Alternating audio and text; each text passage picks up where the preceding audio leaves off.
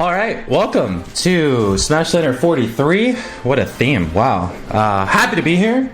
This is going to be the 43rd episode of Smashcenter, of course, brought to you by PG Stats, Panda Global, and myself, Suar. So tonight is a very special episode because, of course, we're going to have a special guest joining us here in a second. But first, if you're joining us on YouTube, make sure to hit that like and subscribe button so you get the latest in Smash Ultimate news, coverage, tournament controversies, and more. And of course, anything related to Panda. So you'll see Smash Center stuff, Plup stuff, Mars stuff, eSAM stuff, the whole 9 yards. But in any case, if you're here in the Twitch chat, welcome. We're going to do a very spicy Q&A at the end, which Slime, who is our guest tonight, sorry to spoil, is going to join us in answering. So hold your questions until then. We got a great show planned for you. For anybody else that's tuning in for the first time, this is it. This is Smash Center. We're happy to be here. We cover tournament results, and we go over pretty much every controversy that happens in the community, which seems to be a new one by the minute. This weekend was quiet, of course, save for Summit, and of course Syndicate, which we'll talk about a tiny bit. But yeah, we're going to go ahead and get started. We're going to bring on Slime pretty much immediately. So just adjusting here for a second, get everything nice. We're going to welcome to the show. First time on the show. We don't really have guests, so hopefully start the trend of getting new ones on. So we'll go ahead and roll that in and get our other host, Coney, in the mix. So gentlemen, both Coney and Slime, how are you doing? Welcome. This is now the start of the show. What's up? Hey! How's it going, buddy? What's up? I thought you were going to do us individually, so I didn't come in first. Okay. Is that a cat or a dog? Bottom right. Oh, this guy? Yeah. He's a cat. I hate him. I have a dog, too, who I like a lot more, but I got this guy first because I was 21, and I was like, I need a pet. You know, you go through that phase. And Wow. Cats live really long lives, so here he is. You're so mad about that. He can hear you. Yeah, I hate him. And I'm about to have a kid soon. Hope I don't feel the same way. Hi, I'm like a cat. Yeah, for the first few years, and then you can talk to it. Yeah. Suar, I'm going to use it early, partially because Slime can't use it later. Whoa. Not really? What the fuck are you wearing, bro? That's our one. That's our one. It's a hoodie. Yeah. And, I'm exposing myself as a weeb. Oh, wow. It's pretty cool, huh? I thought it'd be funnier if it just said anime in a rainbow font, top left. That's actually really good. I guess that's right side. So joining us is the premier e-boy of the Smash community, Slime. How's everything been? Pretty good. Yeah, we just finished up. I slept pretty much 12 hours in the past 2 days. Combined, like, not combined. 12 hours on Monday, 12 hours today. Mm-hmm. The summit, working at Summit is a very long experience.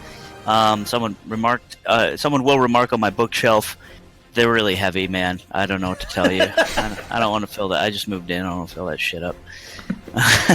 Shout outs to the chat. EE's here. Of course, one of the featured commentators there. King, of course, King's all around. Slime, why don't you walk us through this? So, of course, with Slime being a guest, we're going to ask all things that we want about him. But first, I think it's important for the chat, to the world at large, to understand, are you just the person who makes the skits? What is it that you do? What is your role? Take us through BTS Beyond the Summit. This is the BTS show. Sure. Start us off with about yourself. What's up? Yeah, so basically my title at BTS is a creative producer, and what that entails is like basically building the event from the ground up, from like conception to how stuff like the compendium works, to how the actual show works, to things like talent, things like scheduling, like all this stuff in terms. It's like kind of like being a product manager at, like, you basically know the ins and outs of the entire thing, right?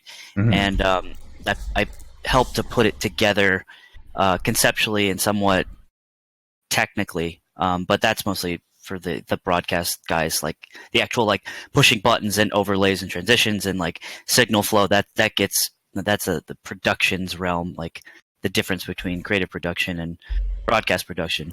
Mm-hmm. So, which uses the same word, which can get a little confusing. And part of that does involve the sketch comedy, I guess you would call it. I hate the word skit. I consider it a slur.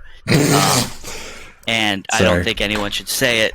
But yeah, that's like 5% of my job, of our job, I should say, because it's like people often like to say like, "Oh, Slime's crazy!" Like Slime's crazy for this one. It's like we all like get Like in a room, 14 we all people. brainstorm.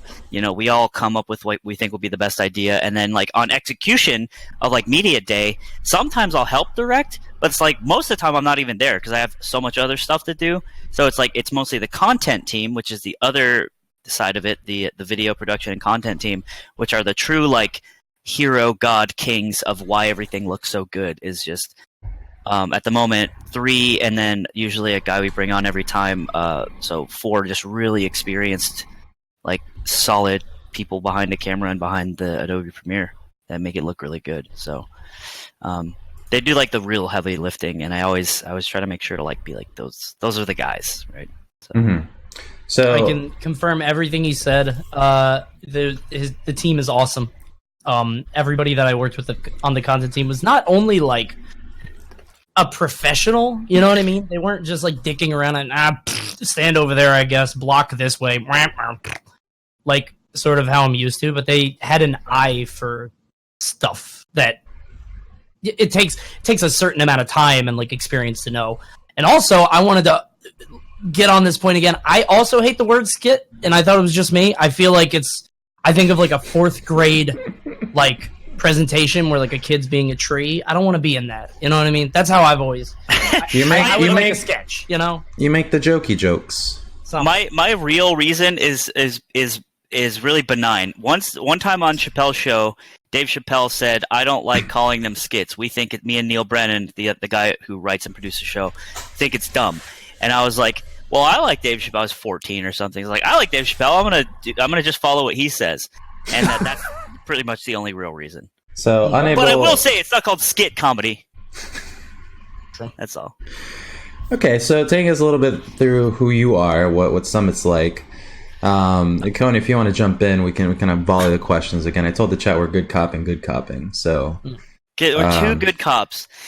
So yeah, basically, I was like sort of brought on in January of last year to be sort of trained and groomed for this weird, very unique job role that I don't know, just like really doesn't exist in a lot of other spots, maybe in esports in general, but like, and so yeah, that's pretty much it. It's been really hard, honestly. Like my first year, I was like, kind of, how do I do this? What am I supposed to do? I was like, they usually say when you start at a company, it's like 3 months is kind of, you're just learning. Of course. But for me, it was more than that, it felt like, even though we did do a Smash Summit during that time, Smash Summit 6 and stuff like that. So you said, sorry, a year ago. So you haven't been around with Summit since the first Melee Summit? No, not at all. The first Summit I ever even touched was Smash Summit 5, when I was reached out to do a Slime on the Scene bit for that event. Oh my gosh, you literally weaseled your way in. Yeah, which was in November of 2017. A story I like to tell is my plan originally, before I even knew anything or anyone at Summit. Basically, my friend is an architect. At the time, he's an architect student. Now he's an architect. And he had actually triangulated the location of the Summit house. So we found out where it was. And we thought it'd be funny if I showed up in the Domino's uniform during the event and filmed it. And that's actually what I was going to do until Ken Chen, a.k.a. Hotbid, the creative director at the company, reached out to me, and it's like, hey, you want to do this thing? I don't think he heard me saying that, but he was like, hey, you want to do a bit Smash 5 and also help out with like writing content? I'm like, yeah, sure. And then I did that, and you go somewhere and you vibe with people, and then turns out they were trying to expand, and then I got picked up. So wow, I for some reason, the origin story. Yeah, I kind of had you inexorably tied to the Summit brand since the beginning. I didn't even remember that you literally did Slap on the Seed for one of the summits where you weren't even part of anything. Well, that's super cool because like one of the things that we often talk about the show is, I know I get a lot of DMs. I'm sure you guys too, where a lot of people are like, "How do I get involved? What do I do in Smash? How do I commentate? How do I?" And it's like, dude, if you're asking the question, you're like, you are already behind. And Slime on the Scene was such a like By it the was such a bootstraps. Yeah, well, it was like you did your own thing, and like you're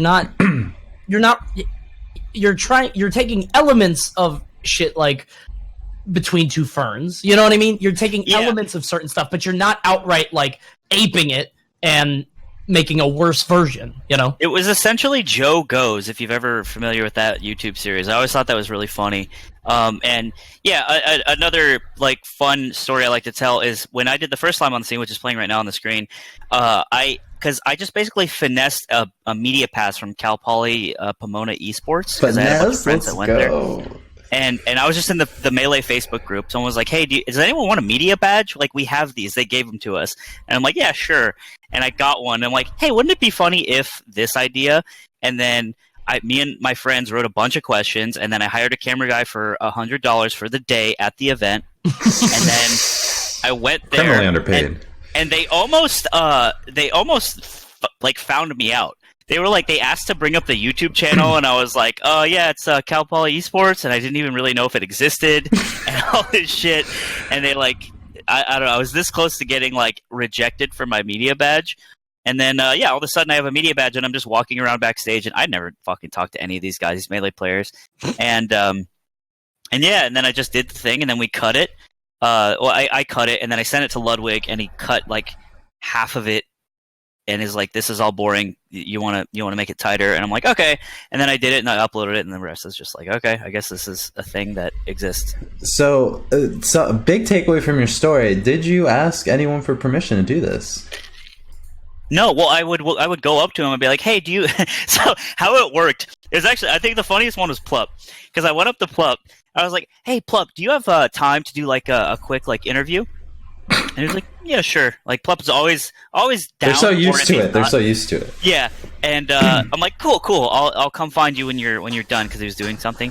And I went and got him, and we're walking all the way to the front of the venue at the Wiltern. And while we're walking, he's like, so is this like just like a normal like interview? I'm like, yeah, it's just like a normal esports interview. And then we get on camera, and I just start acting like a complete dumbass. And him slowly understanding that is very funny part of that video. So yeah, everyone, it was under the guise of like a real interview. There was actually a left-in bit that I did, but he had two Red Bull people and one of the like event staff watching the interview. Oh, and God. I was so scared to ask him any sort of dumb questions, so I gave the most esports interview of my entire life. I'll never do that again, because there's no reason to now. But I was doing it, and I was asking him like all these real questions about his like career and stuff. And then my cameraman Adrian, he was like, "Dude, that whole time you looked like you had a bomb strapped to your chest." Yeah, I know, it's really scary. They're just watching me. So, yeah. But that's what's so cool about it is like the whole thing of it is you were doing that at a time where like that was just starting to blossom, the whole interview thing, and here, put this mic under your shirt and all that stuff that people weren't used to. But you had no reverence for these people that a lot of these. I never did. Dudes, like they, it's so weird to us. Like, so as a boomer, like I've been in the scene for 10 years. I kind of skipped this period where like everybody's a god or a celebrity or something like that, and it was really refreshing to see this series that's just like, hey, Armada, what'd you eat for breakfast? 'Cause, like, not ambrosia, not some like Persian breast milk. It was like a normal person, Well, sorry, it's just coffee. No, okay, so it's funny you say that, because I am also a boomer. Me and Coney actually connected a lot at Ultimate Summit 2 through our boomer energy. It was very refreshing. I need to exit. Yeah, you're a little young bug, Suar. You gotta get out of here. You, because I wore the hat. And people are like, oh, it's just slime. Dude, people see two like average looking white people, guys, and they're like, oh, they must be actually related or identical twins. You know how many times I've been said that I look like wife? It's crazy. That is actually rude. I've been called Altwig a lot of times. I'm the ultimate Altwig, and we're not. That is racist. Being a white commentator in Smash means that you are Scar, no matter what the fuck you do to this show. Sorry, to this show. No, that's the third actually. Slime snuck one in, so we're counting 3. This is not PG-13 anymore. Bro, so. I'm telling you. NC-17. I didn't say one. Yes, you did. You said it. No, I didn't. You said it as a gerund. You did. Go back. Watch. I did? Yep. I'm so sorry. Check the tapes. I actually feel so bad. It was the don't one feel rule. bad. Right, just anyway. don't do it. That's what I told my students. Don't be sorry. Just don't do it. Right, yeah, that's what I also tell people that I work with. All right, which is not a meme. God, I am like a teacher, huh? All right, so you have teacher. Go on. So Coney talked about like reverence and stuff like that, and it's funny because like I started playing Melee in 2014. Evo 2014 was one of my first tournaments. I got 8 stocked by a TO from SoCal called Toxic Reflection. Wow. Uninstall. Yeah. Just straight up, and then I was just like, yeah, whatever. So I'm a dot kid in terms of the seed, but what was the thing was I think my dad instilled this idea in me that video games were dumb and for losers. So I always had that in the back of my mind, even though I loved and grinded the game as much as anyone else. I was like, this is still for losers, by the way, which I am one of. But like, yeah. So it kind of took away the reverence of like how these guys are perceived. So like, yes, Mango is a god. Yes, Left and Armada. Like all these people, like I recognize that they're like beautiful kings of the video game, and I appreciate that and I love it. But there was also this idea that like we're all kind of human, and we're not, they're not movie stars. There's not this like giant separation of like social hierarchy, really, if you look at the entire scope of the world. So I've always had that sort of feeling in my head that like we're all kind of dumb, so therefore I'm not gonna get bashful around like Leffen, because it's just in the scope of the world. It's like it's so much smaller now. Things are different and bigger. However, I will say like Mango is always the one I'll always be a little nervous around. Starstruck, really? Yeah. Okay, well, big Mango fan here. It's always going to be someone. But yeah, that did contribute to like me interviewing these guys and being like, yeah, fuck it, because number 4. I'm a gamer and they're gamers, and there is enough of a common ground to where I can envision a world where we are pretty much the same. Even though that's not really true, I could do it for the bit. So and I'm a boomer.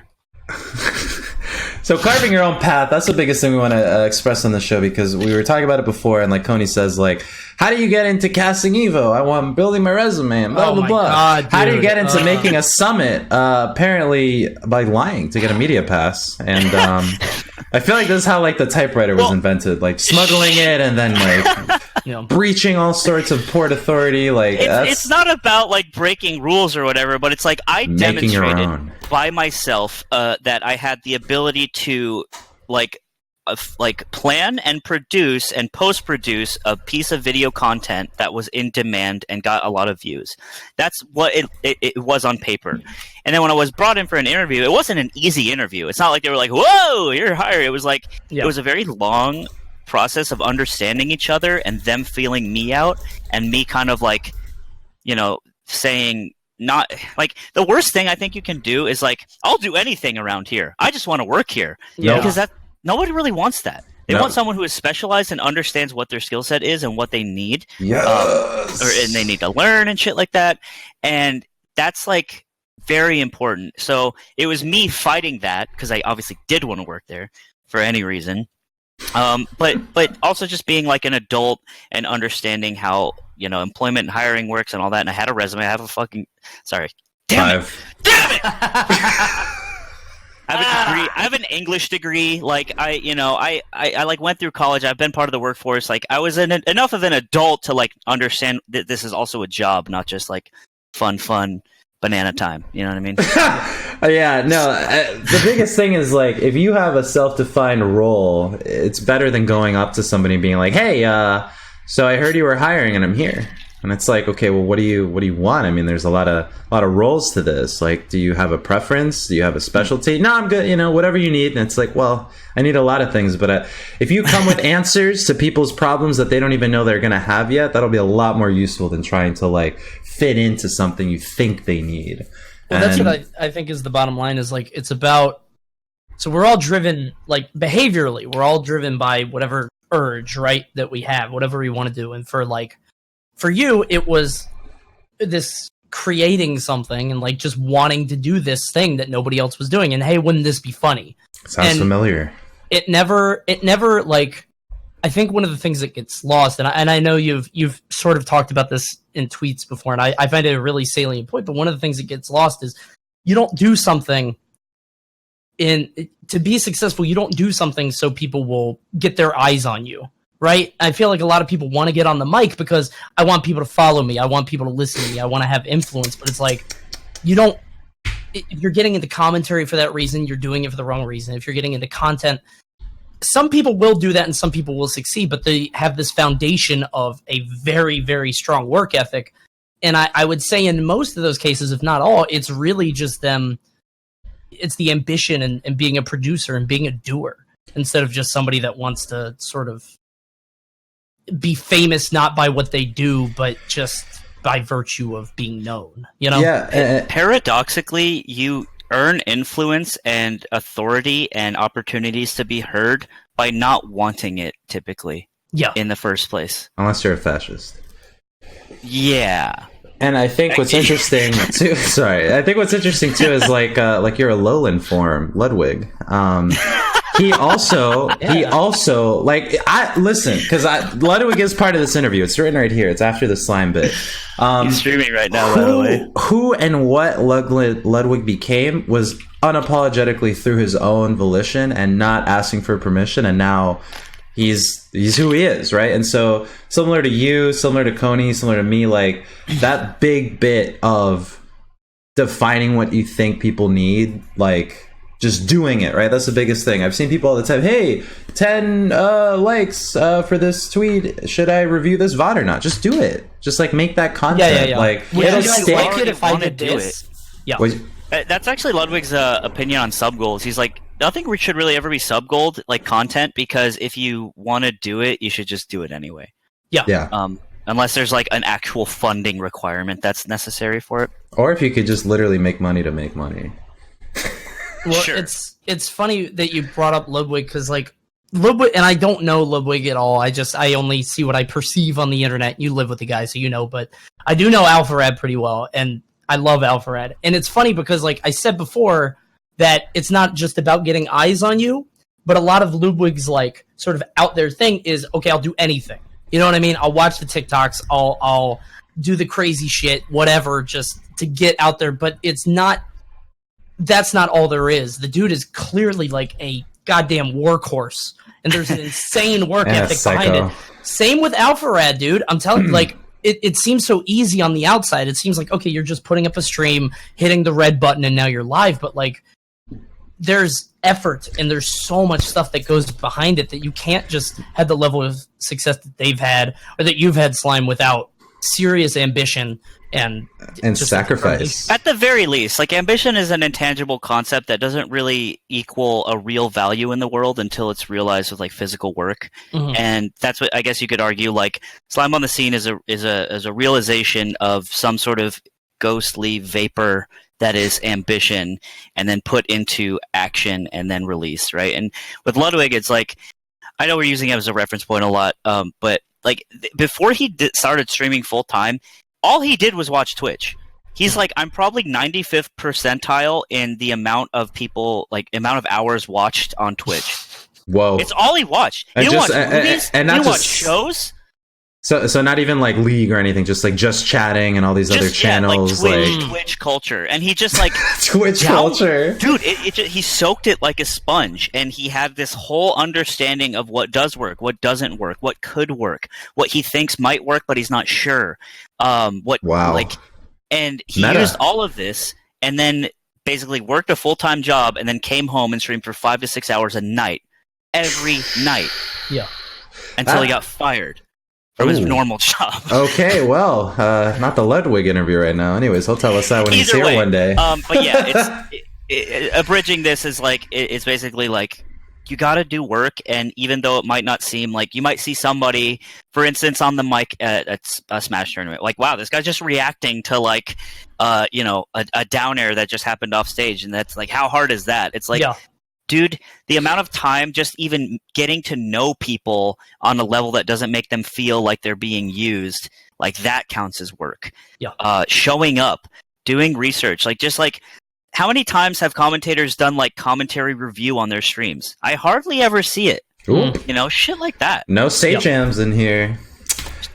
I mean, the other part too is like what you were both mentioning is the failing aspect. You need to fail a lot. I mean, I think the parts failing is so sick. Yeah, I mean, if you think it's like what if you're failure averse, then you're not going to get far, because not only are you robbing yourself of experiences to learn, but you're also robbing yourself of potential opportunities, right? I mean, if you were to have gotten turned away that day at Gods and Gatekeepers, I mean, it seems like you were continuing on that path. And nothing changes. I probably would have just done it at Big House, and then like that's easy. You have to keep going. If you would have stopped, then that would have been the measure of your drive, like very little. So I think we did a good job of couching Slime. We've unpacked him. He's here. So let's bring it back now to like what a summit is, because I think this weekend a blinding success. I think the first one, of course, being Melee-esque and all this other stuff, whatever. Can you tell us a little bit about what it means to bring a summit together? What it means, all those weeks, those months of anticipation, and also why you decided just to invite Leo to this one? That was pretty bold. Sure. So basically, when you start a summit, you plan it out. Obviously, Ultimate was like a hot game when it came out, hotter than anyone thought it would be in terms of like the initial boom. Like I think Dome Park on the Grass had like 70K watching for grand finals, which was more than our tournament, which was like, and it was like ESAM MVD. No shade on them. They're great, but it's like the sort of top level of, what we consider the Ultimate players was like, as ESAM and MVD was the ceiling of that tournament, and it had 70K people, I think, which is insane. So we're talking about booms.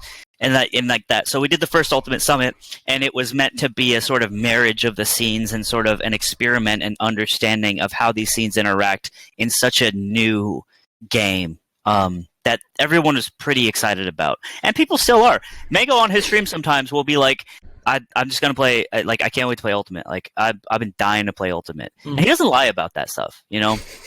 So, good boy. There's still like a respect for this game, which is very fortunate that it's still fun to play. Smash 4 did not get that.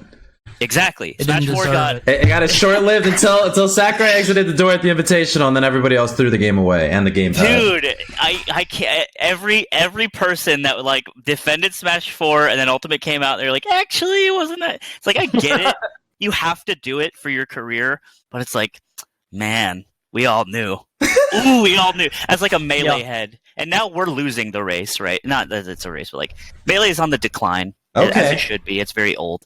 And all right. Now Ultimate's like just good enough to succeed, and it's a fun table turn, I guess. But yeah, so then there was first Ultimate Summit. It was a marriage of these scenes and all this stuff. And then it's like, well, that went pretty well. Let's do a second one. And there was a lot of discussion and a lot of consideration for, because like I think one of the reasons I'm considered as someone like that's a good voice to have at BTS is that I went to tournaments for 3 years every week, sometimes 2 a week in SoCal, just like grinding, just playing the video game, losing, failing, making friends, going to Denny's after, all that stuff. Like, I know what it's like to be a Smasher and have your eyes on the scene, and it's all you think about, and all you want to do is improve, and like that hardcore feeling. And then what that also means in terms of how I perceive things like Summit and sort of more produced, personality-based events. And my biggest concern with Ultimate Summit 2 was making the new game community, aka the Smash 4 Ultimate sort of community, people that only like to play the new game, feel respected and understood. And that's what we do with all our games. We never want someone to feel like we whip and then we nay and people are cringing and rolling their eyes. That's like that's it's almost like an exploitation. Like it can sort of get into that. Yeah, the whole event seems co-gen. It's like what both parties would ideally want, not just one. And that's a big concern, right? And so a lot of our time is spent understanding the best way to make a community feel respected and appreciated, and this event being for them, not for us. Obviously, it's for us because it pays our bills and it allows us to like keep doing cool stuff for a living. Yeah. But it's like, we don't really deserve that, in my opinion, if we can't make them feel like they had a really good time and felt like they were understood. So, in terms of like conceptually, that's what goes into a summit, and that becomes the baseline for how we build the entire event.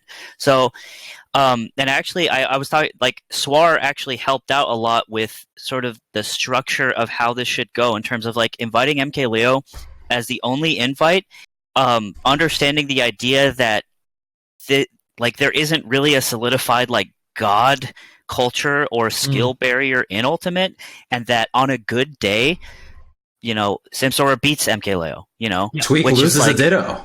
Tweak loses a Ditto lesson, right? And that's crazy. Yeah. And that's just a big difference from Melee that a lot of us who are Melee heads at BTS had to learn and understand and respect. So therefore we came to the conclusion that let's do slots at main stage. Let's do slots at Big House. Main stage, obviously a BTS tournament, but it's like we also invented Smash Summit, so it's like, yeah, do what you gotta do. Do what you gotta do. Totally. You earned it. You earned it. Yeah. And then last chance qualifier at the 2GG Nightmare in Smashville, which I always like because that helps boost the local scene, which we're a part of by being geographically within SoCal. Yeah. And as a local grinder or an ex grinder, I really don't go to tournaments anymore. Is something I always valued and thought was, you know, that just is a big signal to like the people that live there, you know. I always enjoyed that too. Yeah. So basically that is how we built the idea of how people got in and why. Obviously the voting is also part of it, and the compendium and how we generate revenue to pay for the event. Sure. What's up? Go. I was just gonna say, are you proud of what you've created with the voting? We can comment on voting in a second. I came in during a system that had already been succeeding, right? Okay. So and it's had its ebbs and flows. Smash Summit 6 compendium revenue, which is all public, literally on the Smash GG page to this day. NASDAQ, you know, pretty low. Smash Summit 7, pretty high. Smash Summit 8, pretty low. It kind of does ebb and flow, but it's never. I guess like in the past, we always got shit from the community. It's like, well, this is really just sucking money out of like the community and like people that would go to tournaments otherwise. And what that kind of revealed later on down the line is that no, it really doesn't, because people like end up going to tournaments anyway. This is more activating an audience that does not quite engage physically with the game like a grinder would. So no, it's true. And I think that criticism has sort of dissolved because, especially with Ultimate, because they're very willing to engage the personality and the esportsification of the game, which philosophically I think is never going to sit right, the esportsification, but it is the most obvious for generating revenue and keeping the scene alive through things like sponsorships and sales and stuff like that. Definitely. And I think the argument too of like it's siphoning money, like people pay per perceived value. Like your ballroom hotel 2-day event with like stuffy chairs and a lack of setups, like that's not going to get your community's money. But like this experience and like what this weekend's going to be, like this past one, like yeah, I'm going to pay for that. I'm going to like put money down on this merch. Like I always felt that people saying like, oh, we have all this money in the community, we could just like make the infrastructure for it. Like no, there has to be like a justification for it, and I feel like events at large lack that, you know. It's hard, right? Because I remember Smash Summit 5, I think, Rishi was on Twitter, and he was like, all the money that they spent getting AMSA into Smash Summit could have just directly went to AMSA, and then he could just use that to fly to tournaments for like a year.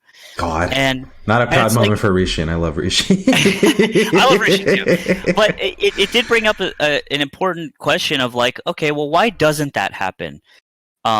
And you can kind of answer it yourself if you just think about it. Like, okay, AMSA didn't, run a campaign to do this exact thing, and like, how do you keep AMSA accountable? And like, how much money is that really? There's also this idea of like, why do we do the compendium? It's because it's actually a really expensive event. People used to think like, wow, like how expensive could it be? I remember there's a thing on Reddit. How expensive could it really be? It's 16-man invitational for 4 days, 3 days, whatever.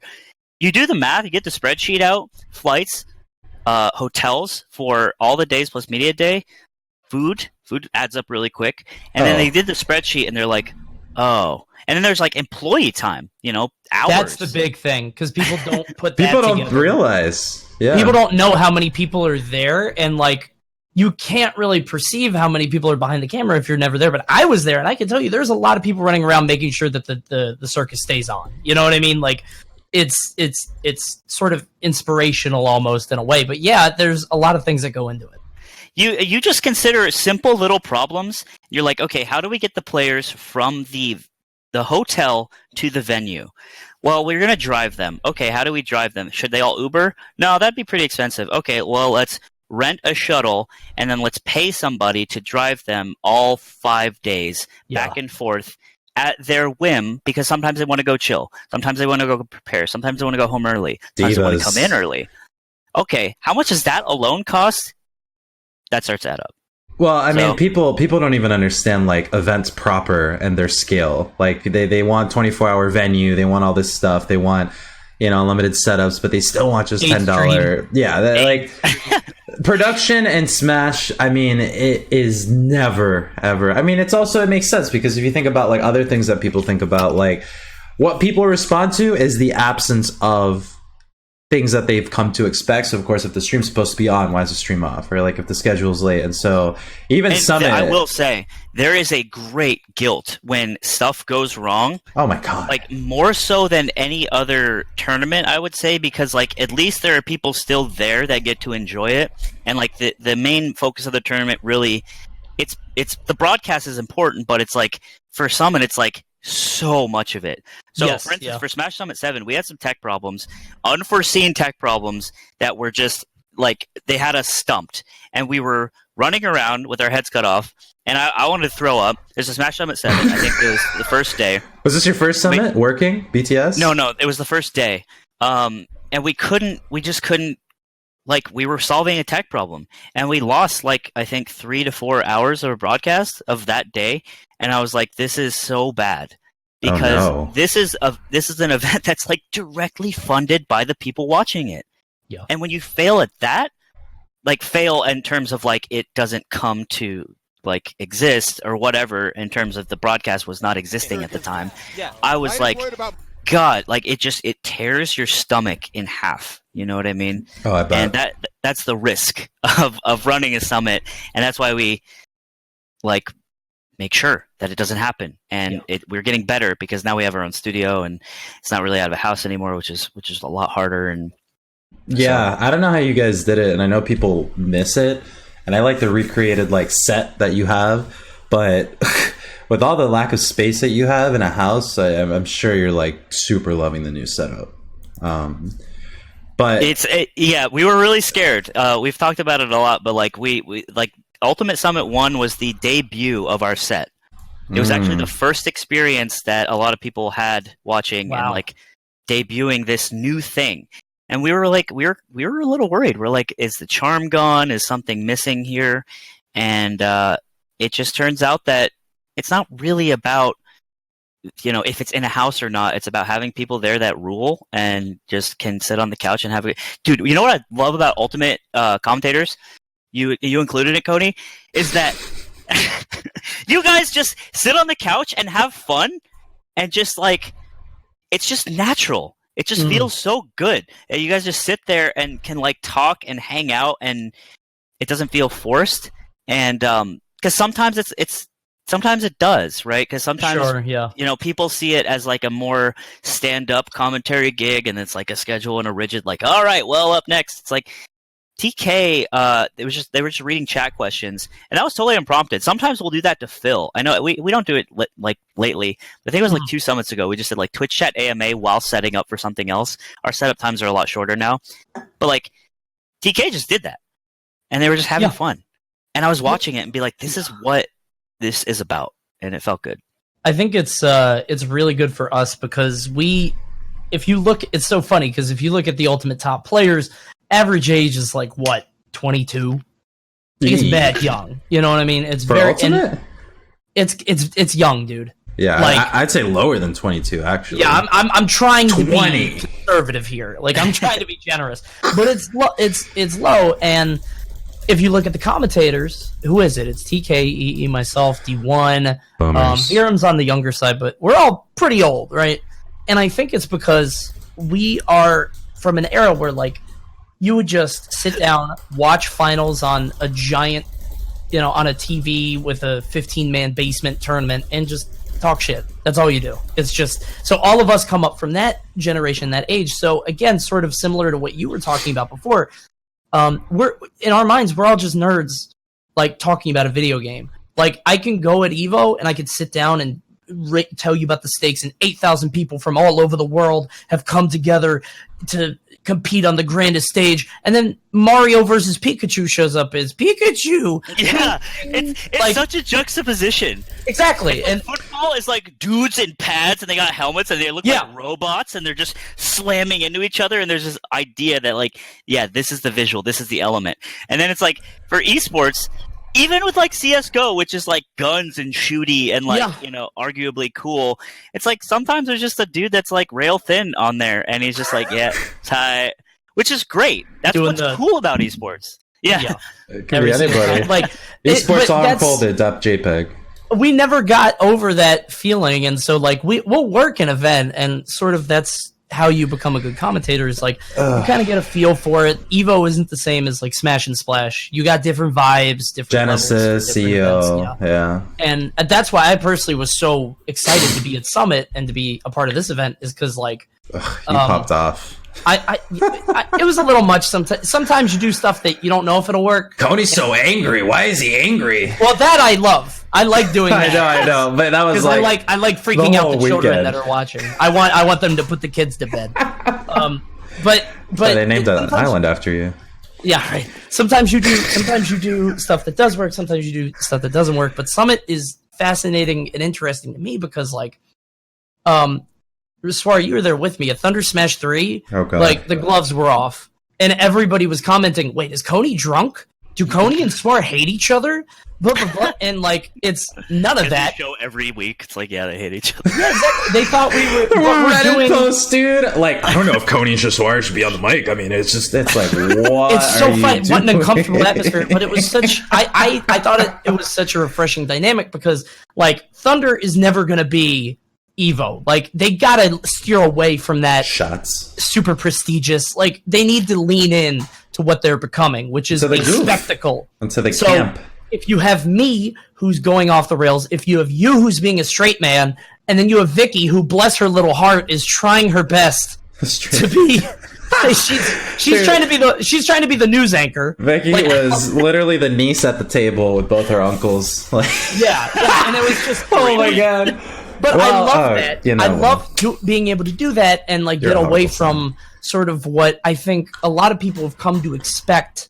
And it's funny that you mentioned, Slime, that like there's always going to be this aversion to money and sort of trying to find a way to monetize Smash. But I wonder how much of that is sort of ingrained in this Melee. I always call it like the homie problem. Like I think a lot of it is ingrained in this Melee thing, and I think it's sort of getting phased out over time as more and more people expect professional broadcasts, professional commentators. So if you go off the rails on commentary, people think it's an issue. People think it's like here's the thing, something's though. Wrong. That's okay. Okay, so this is funny. I play a lot of CS:GO, and at night I hop into the Discord with all my friends, and then they're like, "Oh, we're gonna play with this guy. He's pretty cool and he's pretty good." I'm like, "Okay," and he hops in and it's like, "Hey, what's up?" And we start introducing ourselves. Like my friend's like, "This guy works at Summit, like CS Summit." He's like, "Oh, nice." He's like, "I wish it was still at the house." First thing he said. Yeah. And I'm like, "Yeah, it's a different vibe." And I was like, do you really miss the house? He's like, yeah, I don't know. It seemed cooler. I was like, cool. You still watch though, right? He's like, yeah. I'm like, bet. Gotcha. And it's like, so what you were just saying, like, it's kind of a trope, but like bad publicity is good publicity, obviously to an extent. But if people are concerned about Coney and Suar hating each other, it's actually a good thing. Yeah. Because it means they care. They don't know how to voice the feedback they're feeling. They're just blurting it out. But also, and I'm sorry to interrupt, but I think it's interesting that like you do it all the time. Smash has a very come on. If I didn't, I wouldn't be who I am. Come on. Did you see Mafia? Smash also has a very short-term memory. So like they'll be like, "Oh man, I really miss the house. The house is so much better. The house," and then 3 summits go off without a hitch and they're amazing, and it's sort of like this is the new normal and nobody's complaining and it's great. You know what I mean? Simultaneously, they also never forget. It's really weird. Yeah, dude. No, they do not forget. Hacks Money makes a post on Twitter, it's people like, "What about those Summit 5 promises? You never played like Falcon in tournament." It's like, yeah, his hands broke. Like, yeah, that's true. That's and a good it's like, point. I mean, even they will PM, simultaneously dude. never forget, and also kind of like Mafia chat during Mafia. At the last person who talks is obviously Mafia. Yep. It's just goldfish like syndrome. And Suar actually put this really well for me at the first Ultimate Summit. We were just talking about a lot of stuff, and he said, in terms of Twitch chat, they're all just reacting. Mm-hmm. Like the way you said that really made me understand. Like, yeah, like you just have a fleeting thought, and your keyboard's there, and you type it in, and Slime maybe doesn't time you out, and then that's it. And it doesn't really mean like you're dying on this opinion. But it feels that way because it's written into the world, right? It's physical now, and you can see it. Yeah, but I think about that a lot. It's. I'm glad I left that impression. But it is like that episode of SpongeBob with the nematodes. Like they just start, and if you haven't seen it, just basically like all these little things that start copying what the other ones do, like lemmings. And so one starts doing this, one shifts right, then they all start shifting right. One starts yapping, they all start yapping, and then they're reacting to whatever's on the screen. One thing I do want to say before we go into Q&A is the interesting part about how the summit vibe for casters worked out. It was also pretty cathartic too, I think. Like it was a cool moment where the casters got to like almost get meta with themselves and be like, all right, well, here comes a Twitter post, here comes a Reddit thread, you know what I mean? Like that. And I feel like that's what's so difficult about breaking into commentary. We can kind of do that, talk about in Q&A, but it's like the fact that if you were to break in, it's not opening a broadcast like Coney does saying "sup bitches" at your monthly. Like when you first did that, we all died in production. He does that. That's a thing. You know, it's a thing. The opportunity. I asked Evo. I was like, "Please, can I open up top 8?" Hanzo was like, "What the fuck are you talking about, Zach?" And I'm like, "Oh 5. oh no, oh no." But I was quoting somebody there. That doesn't count. But that's hard for. And I think like the esportsification you're talking about, like all the people that were at Summit can play the part when asked to button up and sit up straight. But then it's hard for the messaging to up and comers because you can't. It's so weird. And I am glad we are sort of departing from the homie vibe that Melee, not even wrongfully, but just naturally created. And I think like that's the pedigree part, right? So that's the part where like everyone knows each other. There's no ulterior motive. This is not a career move. Nobody on that couch this past weekend, from EE to TK, VRM, everybody else to Coney, like it wasn't like my time to shine. It's like we were there for each other, for the event, and for ourselves. So I think that was beautiful. I think it was a just huge success. Any final points you want to make, Slime, or final question you want to ask Coney before we open up to Twitch Q&A? I guess so. I'm looking at the frame, the video right now of this shot, which is dude. Sam, by the way, slayed. Everything going on here. Oh yeah, it was insane. We got pictures and fellas video of him too, and he was just like, God, it was insane. I am so happy. This got the summit, by the way. This frame right here, like 3 people on the couch, Tweak's there with a headset, Samsora's there wearing Peach cosplay, like.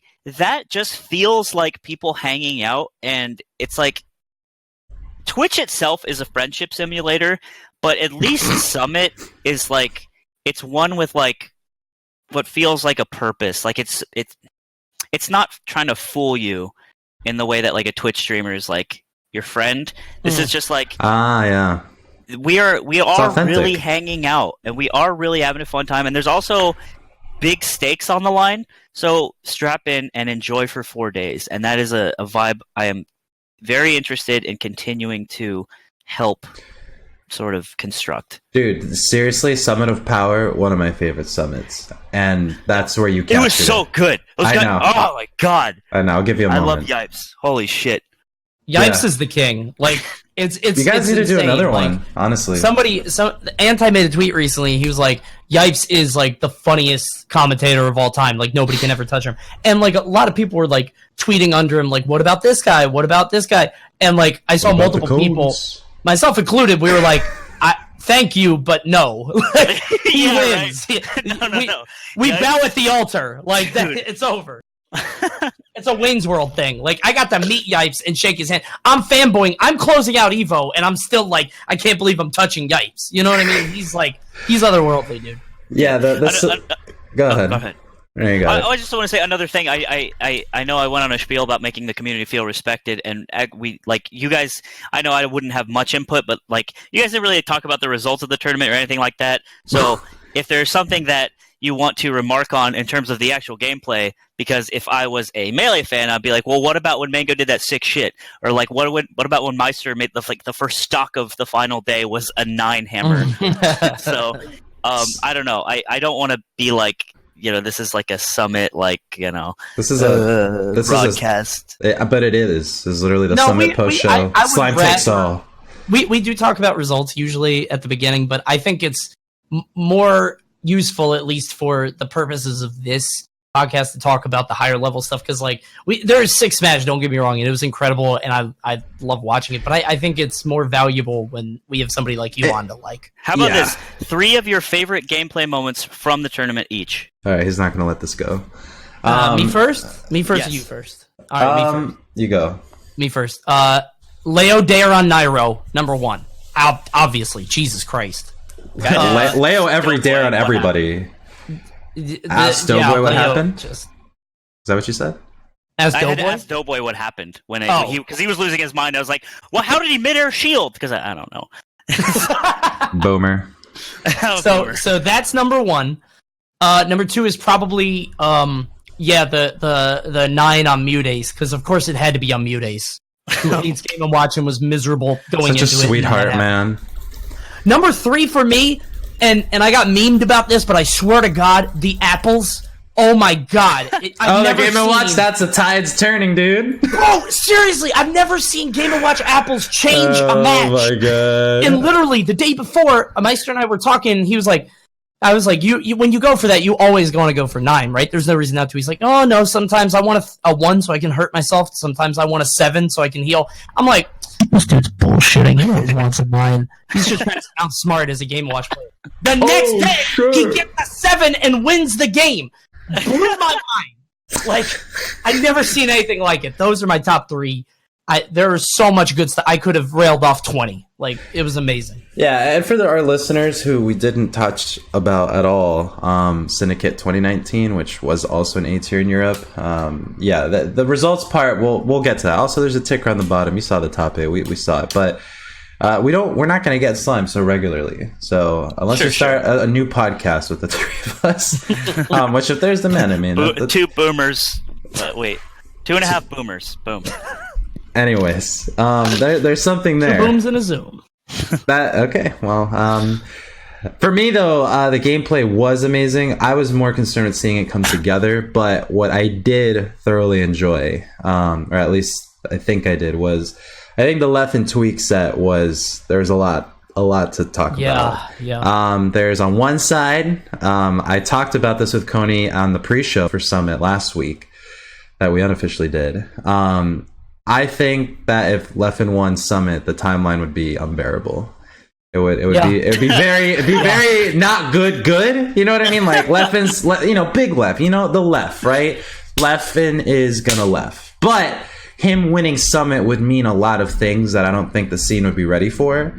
And he's already such an influence, which I like. Okay, and he uses it for good. Penguins, whatever, Genesis, but it just would have been a lot.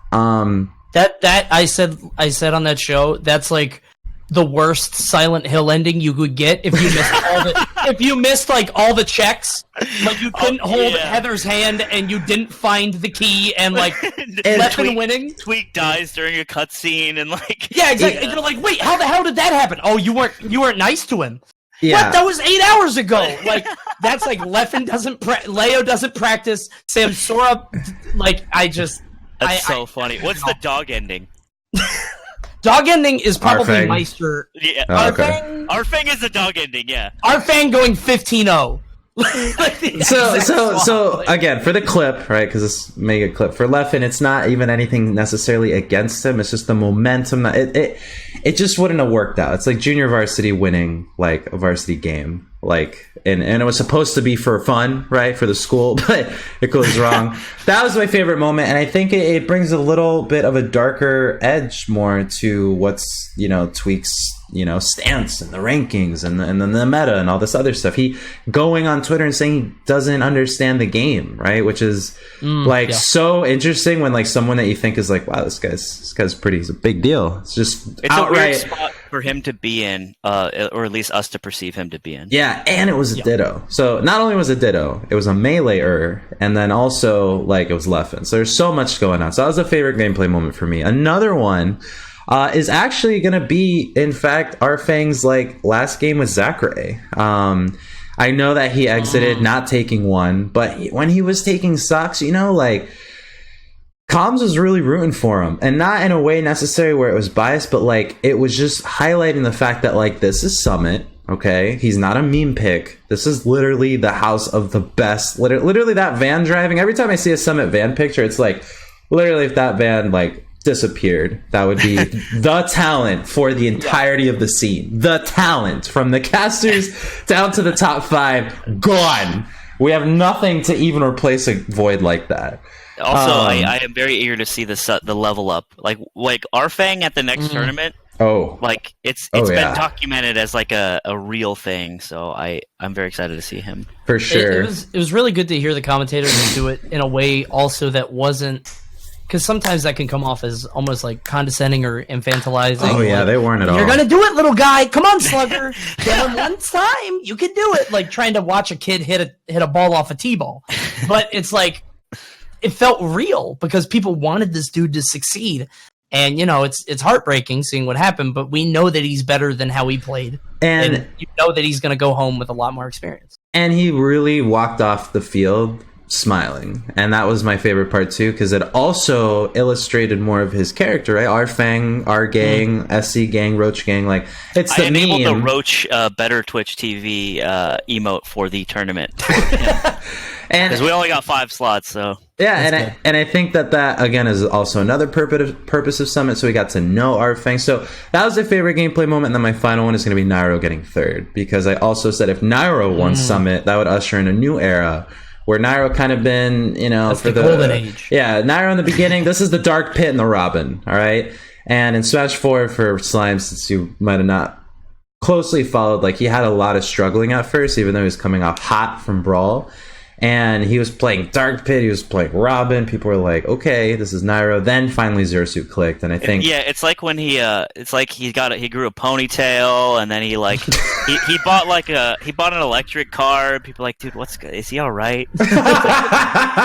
Yeah, and I think that one match with Sam with the Daisy Palutena switch, that was campy, but that was so sick. Yeah. But I think that for Nairo, like he has that fan base, he's got Naifu Nation, he's consistently underperformed to his expectations, and we were used to seeing him pretty much battle out for first with Zero was a thing. So now with like light zooming by Sam Sora, obviously Mars being the only person to really take the character to the heights that he has, where Nairo hasn't, right? Nairo hasn't elected to use Zero Suit. He kind of uses her as a secondary every now and then. Mars is like all those pressures, right? That hits on your psyche. So I was happy to see him get 3rd, not just like, top 8 or top 4. And for everyone else, like it just boiled up how it needed to. And I think the Sam Leo Grand Finals is like a, in parentheses, 4th moment. Interesting, like how Leo just can do that. Like he could just hit the I win button, like kind of like Zero did. And with Sam now having had that happen twice, this would be the 2nd time. Shine, he prevented it, but SmashCon it happened. That's an interesting storyline, because we never, like, we always think Sam is good, Sam's great, but like how it's happening now where he's constantly with Leo in grand finals in that way, pretty cool to see. So proud of Sam, proud of Leo, and of course really proud of Nairo. I'm super glad that Sam Sora made it, because this event would have been... You had the dream lineup, dude. Slime, you literally had the dream lineup when we were looking at the invitees. Like Leo, Tweak, Leffen, Arfang, Armada. You even got Armada. Like, you know how lucky you are? Like, just to get Armada in there, that's hype, Oh, just really fast. I also want to say, as like my 0.5, you asked for 3, I'll give you 0.5. Watching the Melee players work was fascinating. Like watching Armada figure out what the hell Pac-Man is doing in 3 games and like taking games off these people. Him and Leffen, like it's just like it's exactly the enough amount of melee that we needed, honestly. Yeah, and it's a totally different way of thinking about the game that you can sort of perceive as, like, you can watch it happen in real time, and they have clear weaknesses because their mind is, you know, obviously it's sort of branded with this melee idea, these melee ideas, and you can kind of see that in their playstyle, but you also see things that, like, a lot of people aren't doing in Ultimate that would make them better. It's just super fun to watch. Yeah, I asked Armada, I think it was during Media Day, I said what's up to him, like, how do you feel going into this? And he's like, dude, being the underdog is awesome. like no one expects me to do well, and if I do well, then I've succeeded. Like, because he's Armada, right? So it's like, he hasn't had that for years. A new boy in a new school. Oh, man. No, there were moments where he was off stage with T where I was like, dude, if you're only Peach right now in Melee, you would be so good. But he was getting back with Inkling. But in any case, I think that wraps it up. Top moments for us, of course, like having Slime on the show is such a pleasure. We're gonna enter though now into a little bit of Q&A. Slime, how much time you got? We're gonna base this around you. I got as much time as you need. Oh, okay, Coney. I'm chilling, dude. All right, hard chilling. Okay, so what's your cat's name? Who? Maddie. This one's Maddie. Maddie is mine, short for Madeline. The fat one is Dexter, who's my wife's. So you hate Dexter? Yeah, I hate him. He's okay. Noted. Yeah, he's a shithead. Yeah. I don't like him. Wow, my cats definitely have like anime names. I bet they do. Naruto. No. Are you guys familiar with the balcony, the weekly PM tournament that was like 3 years running in SoCal? Yeah. The balcony had a cat, I think that they found, and it was very fat and orange, and his name was Naruto. Hey! Whoa! Oh. See, there you go. He's being an asshole. There you go. And so yeah. Anyway. Well, here we are at the part of the show where we do the Q&A. Slime will be joining us as the third pair of eyes, ears, and wits for your questions the Twitch chat is giving us right now. They've been tagging us for a second. We went on a huge tangent on the gameplay moments which Slime forced us to do. But we have a question here that I think is going to open up nicely by Armo Flame. This one's for you, Slime, and feel free to go as hard as you'd like. What's the process on choosing the commentary lineup, and if they go out of their way to have different lineups, or if they hit the gold standard, they're willing to stick to the same lineup for how long? All right, they had me in the first half. This turned into a grammar mess. Got him. What's the process of you choosing commentary? Boom. So yeah, basically it's like the underlying sort of thesis is what will make the best broadcast, and after that it's what can we do differently to do that, right? So it can turn into, like, for instance, for this lineup was TKEE and then 4 new commentators as far as like the Ultimate relationships series, right? And so that's pretty much it. It's hard, right? Because there's only 6, and there's a lot of people, and there are people that can like feel slighted if they don't get chosen, and it feels like, oh god, like the Oscars, or it's like every sort of event has this problem. Like TI for Dota, it's like for Dota specifically, it's like if you don't get picked for TI, like, oh man, you're gonna have a harder year than you would have if you did get picked. Evo's the same way. Yeah, Evo's like it sucks. It's a hard, because I'm also the kind of guy, like, people, I don't tell this to people, but I will if they ask me. Like, it's so hard for me to say no. It's so hard, and because I just like people, and I want them to not walk away from an interaction with me and them feeling bad or sad or upset, and I'm a big baby in that way, and so it's hard. So we will talk about talent. Who do we think works? We'll also try new people out. That's part of it too. You know, is this person good? Let's see how they do. If it doesn't work out, it doesn't work out. It's like everything we do is it's kind of like when you're a grinder. It's like every tournament is just preparation for the next one. Data. And you just kind of got to think about it like that, because as long as this series is something people want to watch, it's something we're going to try to improve on. And that's part of it, is choosing talent and trying people out. Okay. Coney, you want to vibe on that, or you felt pretty well, obviously, since you were there? No, that totally makes sense. I'm just gonna iterate a point that I made in a previous thing, which is like, don't tag your favorite caster not being included. Well, that sucks and that's annoying because that you don't, as the caster, you don't want that. It's really the caster doesn't want that because the caster. If the caster tries to guilt the person who made the decision, absolutely they not. didn't get picked. That's unprofessional, and you don't. That's just you don't want to do that. If a fan is doing it on their behalf, it's not like the person's gonna feel like but the caster doesn't want that. So don't it's do a that. weird Stop. third-party interaction. Like it's just a weird thing, and it.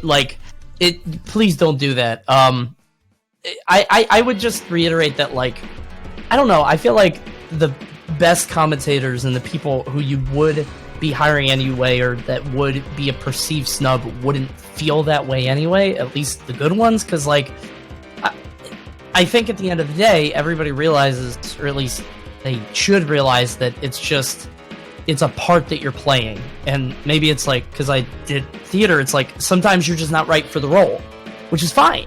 Certain events, there's going to be more roles down the line. This isn't exactly. the end. You're not getting $1 million for this. It's not going to not going to retire you.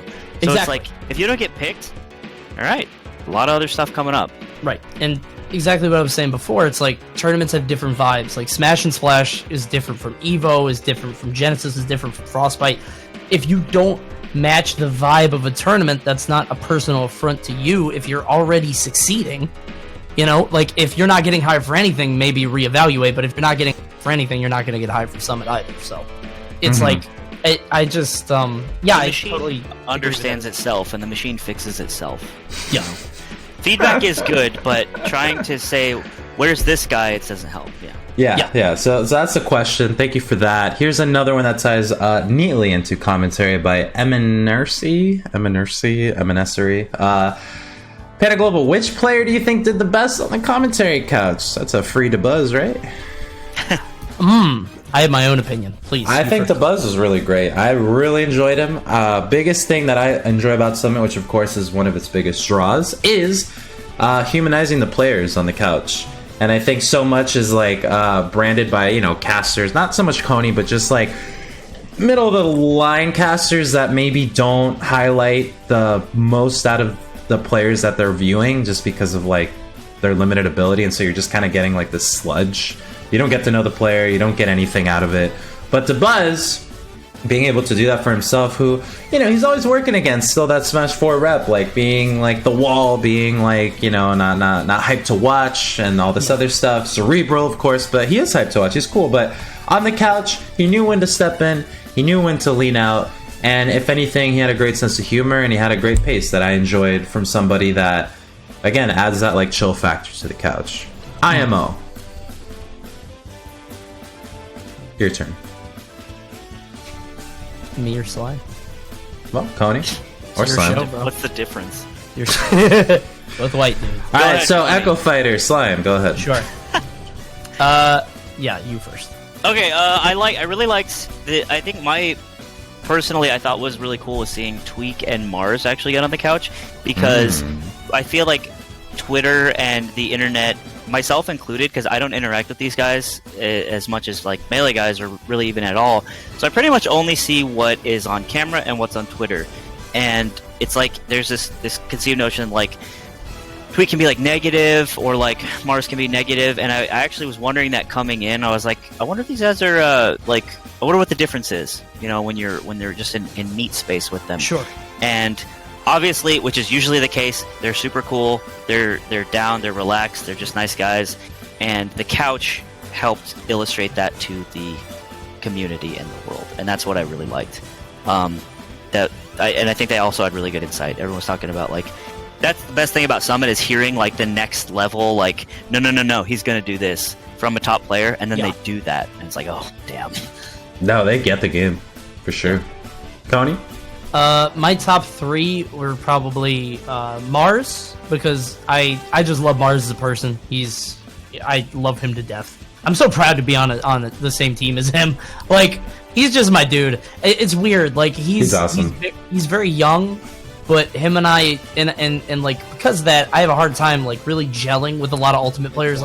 I'll have pretty surface level relationships, and we're cool, and I really like them, but I'm never gonna get them. You know what I mean? We're from different worlds. but Mars feels like a 40-year-old dude in a 20-year-old body. Like, something about him. That's not a compliment, dude. Mentally. Mentally. It's super funny. He's just like, he's cynical and he like gets it. He's just really funny in a way that he has a charming cynicism for sure. Yeah, and I really liked having him on the couch to sort of display that, because like you said, you don't really get to see all that, and Twitter flattens everybody out into this 2D shape. Oh god. Like, cool to have that. DeBuzz is obviously really good because DeBuzz has...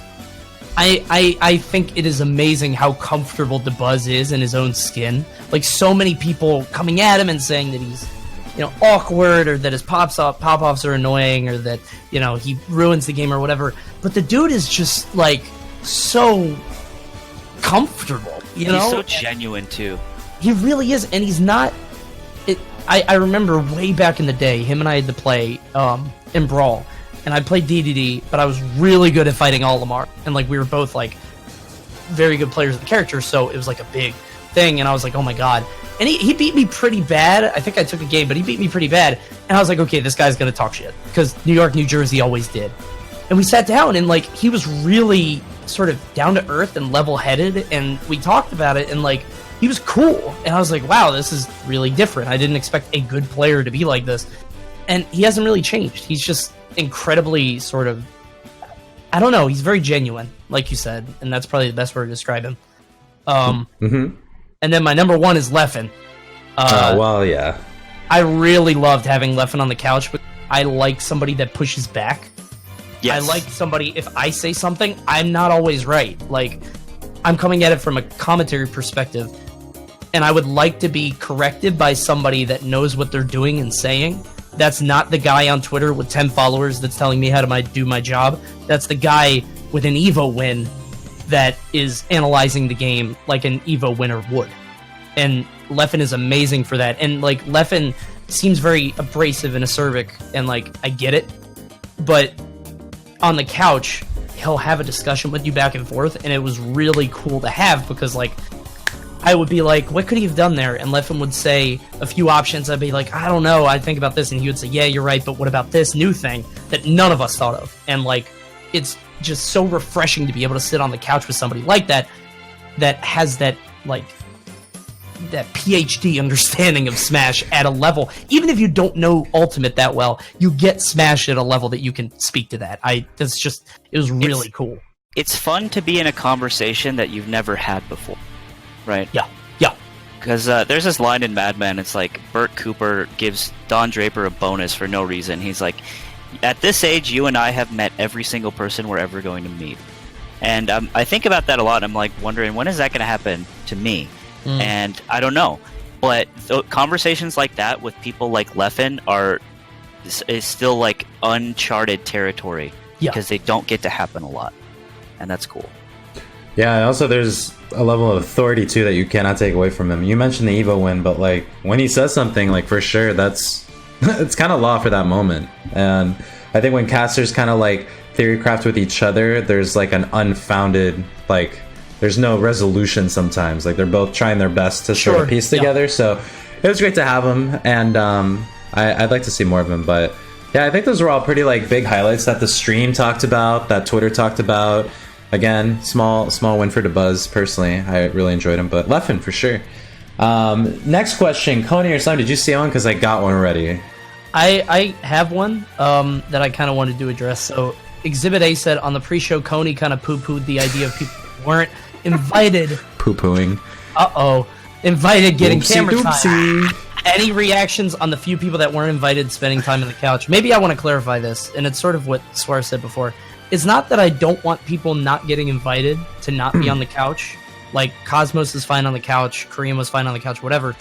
It's the same thing that Suar was saying, that being on the couch is not a career move.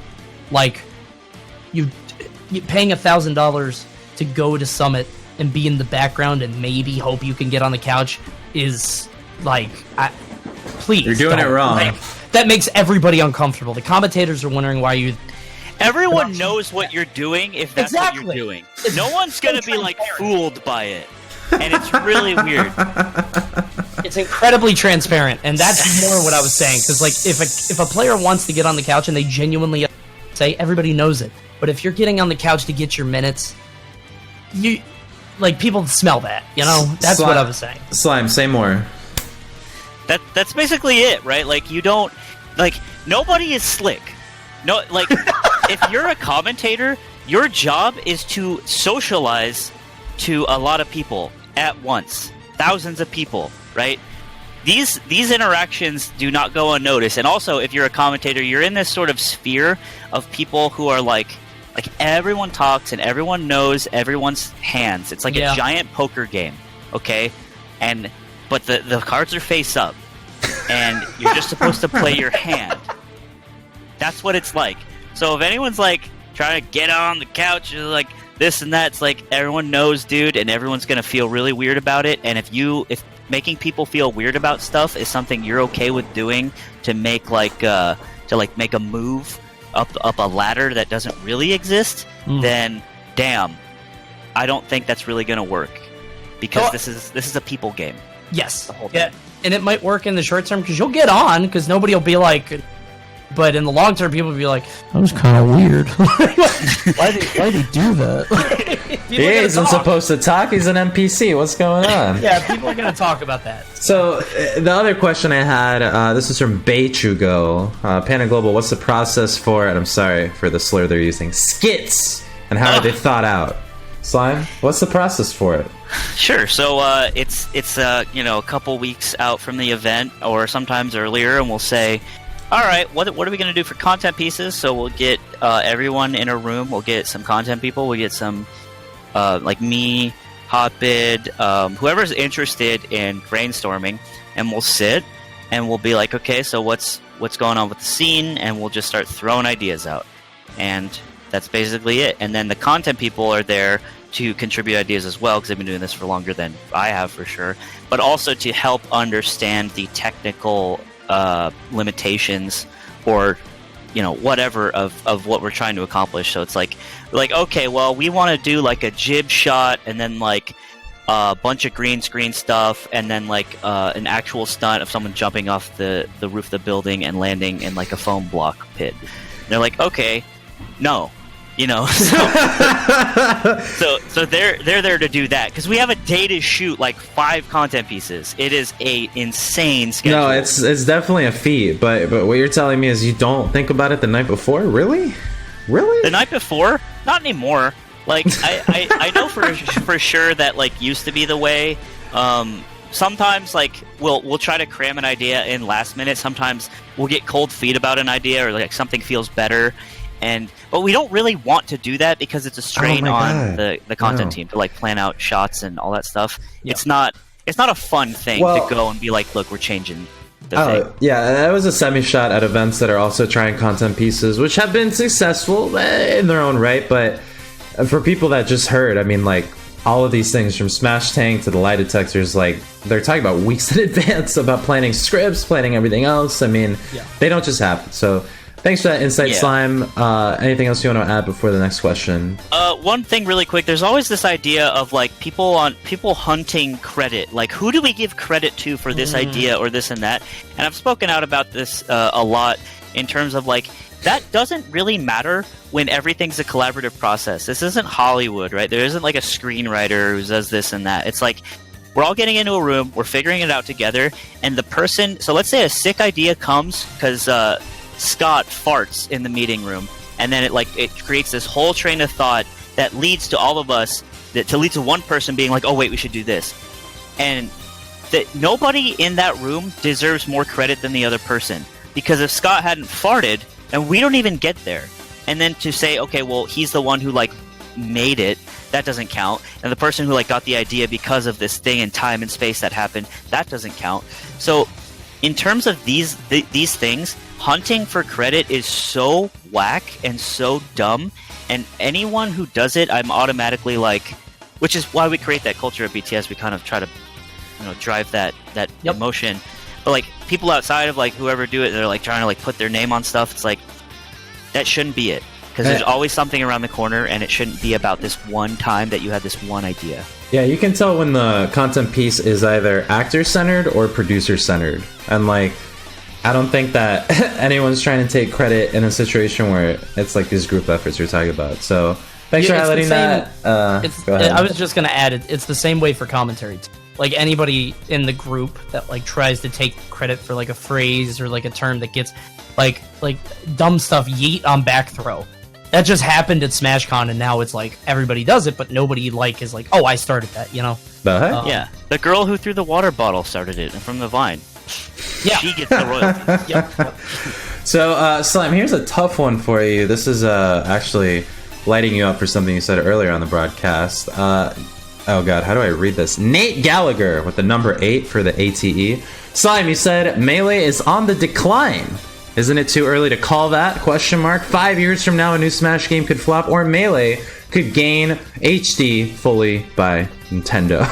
No, it's not too early to call that, because it literally is. Like, entrants across the board for Melee are down, which isn't, like, Monka-esque. It's not scary. We're actually... Some tournaments get a bumped entrant count because a lot of people, the new Ultimate boom, has people cross-entering and just trying out Melee, which is cool. Yeah. But basically, like, people just aren't competing as much anymore.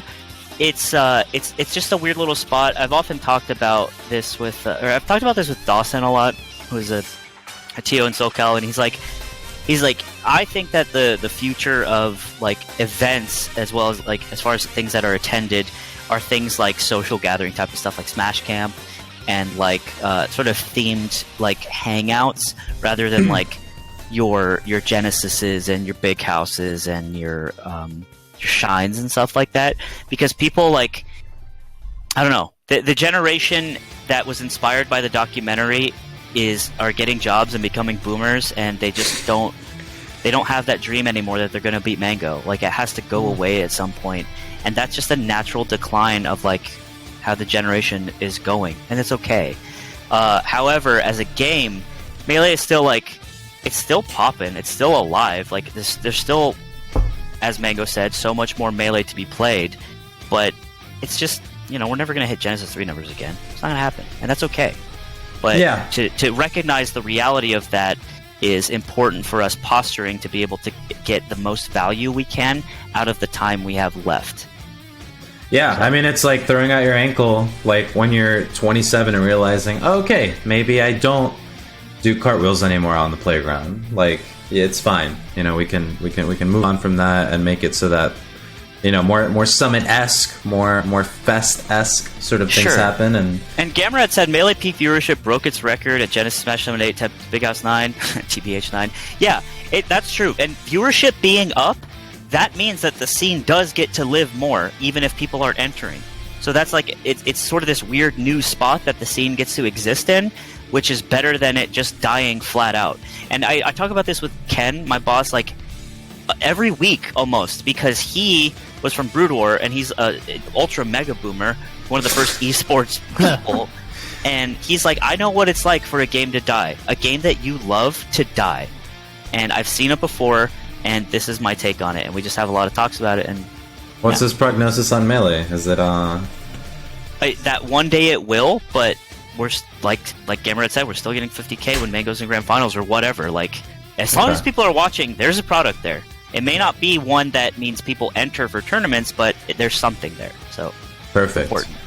All right. Well, thanks for that piece of insight. I think we're heading into our last question, unless you really want to sneak one in, Coney. But this one interests me. This is actually by X5DX. Thoughts on this summit's Mafia and how it could be improved on in future summits. I didn't really catch a whole ton. I'm also not like, I don't know, Mafia to me is still like hieroglyphics, so I'll be real. I don't know what a good Mafia or a bad Mafia looks like, as clearly shown the first time I did it, but how did this one go from the both of you? Was it pretty good? There's 7 Mafias you guys filmed. What's wrong with you? We did a lot, which was really nice. One of the days ended way earlier than anticipated, so that was chock full of Mafia. But Coney, give me your thoughts first, and then I'll speak on from a moderator perspective. Sure. So, I was a little... So I've only played Mafia in this kind of environment like 2 or 3 times, and one of them was at Smash 4 Boot Camp, and then one of them, can't even remember. It might have been like a party or like a birthday party, like over a long weekend or something. And then one of them was the summit. And it felt weird at this summit in a weird way because, like, okay, in my experience, it is very, very hard to suss people out, right? It's something that I personally find myself to be pretty good at, but it's because, like, I've done a lot of work in it. Like, I've been a stage actor. I read a lot of that stuff. Like, it is a core tenet of my personality that I try to figure that stuff out. So, like, that's my thing, right? But it's weird to me that every single night Town was winning. Mafia won one game this weekend out of however many. And it was Toph in a 6-man. And what he did, I don't know if he should have won. He just played the homie card with Leffen in it, which was really funny. And somebody pointed out, maybe it's like a difference in, like, Melee and Ultimate. This is, like, super, like, pop side kind of stuff. It's probably not true. It's like the 16 personality stuff, right? It's like NFJ. Yeah, exactly. It's pop psychology, but people are like, well, maybe Ultimate players have better understandings of habits and blah blah blah. And Melee is more about friendship, so it's easier. But there's also friendship and all canceling. Yeah, exactly. Just dumb stuff. But so I don't know what it was. And I haven't played the game enough to know. But it did feel weird that, like, every night, one person was like, "Oh, I got all 3." It's like, do you? Really? That's crazy. And, like, I don't know what could have caused that. I don't know if that's... I don't know. I don't know, but it felt really weird. I don't know how it felt as a viewer. And I brought it up to Slime, and I was basically like, hey, like, if this is nothing, because you do this way more than I do, obviously, you have way more experience, then please ignore me.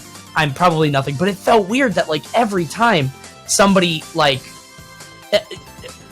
had it, and I don't know if it's because so many people play at 101 level. In the room, dude. Come on, dude. Just say it, dude. I don't cheating. know. Well, I don't know if it's cheating or just so many players are awful, because there are a lot of players that didn't say anything multiple nights in a row. Wait, and really quick, before everything, like, isn't there something to be said about people who don't know each other playing with each other for the first time? That like, too. That's also kind of awkward, right? Anyway, Slime, take it away. Yeah. Okay, so... Sorry for rambling on that. No, that's okay. So we did talk about it, and I was like, yeah, it is. After we talked, I was like, yeah, I guess it is kind of weird, because usually the game is skewed towards Mafia if everyone's inexperienced, because they kind of just end up, you know, working against themselves. Town does. So on any cheating accusations. So Mafia, from a moderator perspective, is a very imperfect game in terms of how it's technically run. Like, the most optimal way is to run it online, but that's really not fun. A chat room. Or unless there's, like, some insane... like, I've thought about this. Like, okay, what if we had, like, everyone has, like, an iPad or a tablet, and they can, like, input, like, actions at night silently. Like, that's why when I mod, I will, like, jump around, and I'll like, try to fake out, and I'll make sure I call out 2 kills when there's 1, all that stuff. But at the end of the day, it's, like, an imperfect game, because there's always a sense of you can always play outside the game to gain small edges. So... in terms of, like, cheating or whatever, or if anyone thinks it's cheating, my philosophy is that if someone really is cheating, it will be obvious enough that they will get shamed on Twitter, and they won't do it again. And the machine will fix itself. Mm-hmm. And this isn't for, like, money or anything like that, so it's like, if that's really how someone is going to be, that's on them. And they know the consequences of that, because this is all filmed, right? Yeah. It's one thing to cheat in your home game of Mafia. It's another to cheat on camera, which I don't think anyone did. I think sometimes you will just hear somebody move next to you, and you can either say that you did it, you heard them, or not.